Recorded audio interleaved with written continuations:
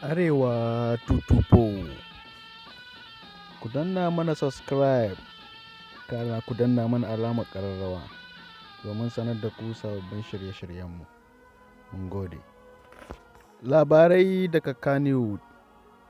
A yau ne Aisha Humaira, shahararriyar 'yar fim ɗin nan, ta samu sarautar shugaban masu kyan masana'antar Kannywood.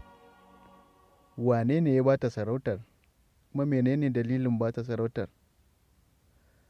Za mu so idan wannan ne karanka na farko ka danna mana subscribe, kana ka danna mana alamar ƙararrawa domin sanar da kai sababbin shirye-shiryenmu.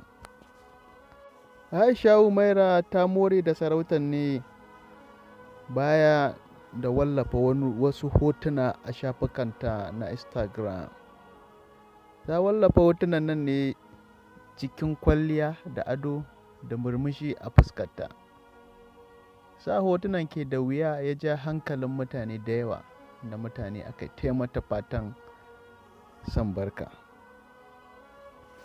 Har ta kai maganganun da ake shi ma Ali Nuhu ya tofa ita shi, inda ya ce masha Allah, gaskiya daga yau na naɗa ki sarautar shugaban masu kyan mata ta Kannywood.